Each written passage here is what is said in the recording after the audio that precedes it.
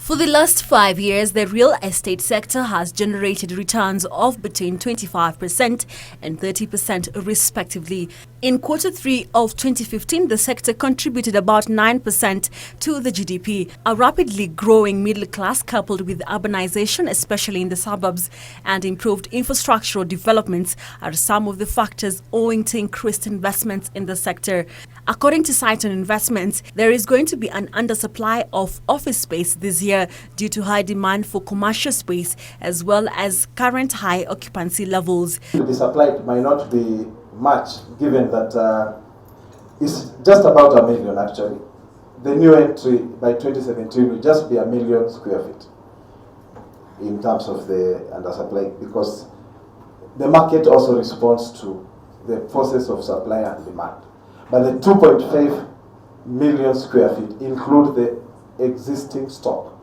Despite this, investment in commercial real estate sector has seen significant increase, with total completions projected to increase to 6.1 square feet in 2017 from 2.4 square feet for office space in 2013. It can only be elastic, or supply can only be elastic in the long term. But in the short term, real estate supply is not, it lacks that elasticity. That means that suppose there was a need for an office space today, here, or demand is high today, it will take another 18 months at minimum to supply it. So within that 18 months minimum, a lot of things perhaps come up changing. The supply for office space has been high in Nairobi, driven by high demand for office space, growing businesses, SMEs and multinational firms. As long as the economy is growing, then office space there will be demand for office space. So it's just an issue of what is the lag effect. And as we did the chart there, the lag effect is only 2 years. So in a nutshell, I think there's still a lot of demand for quality offices.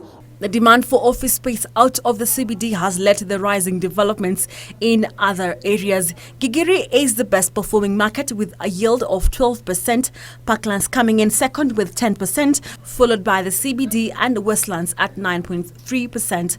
Offices in Upper Hill, Kilimani and Gigiri had the highest rental prices, while the lowest yields and occupancy rates were along Thika Road and Mombasa Road. This is due to the traffic congestion along the two areas, as well as the fact that Mombasa Road is for industrial use, hence unattractive to both office tenants and developers. We do not see a lot of growth on Mombasa Road because of two things. One is the planning regulation around Mombasa Road. Mombasa Road is basically an industrial, initially planned as an industrial area.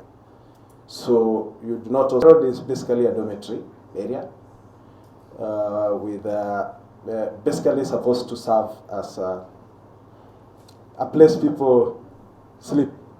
So that's why. Caroline Cargo for Business Defined.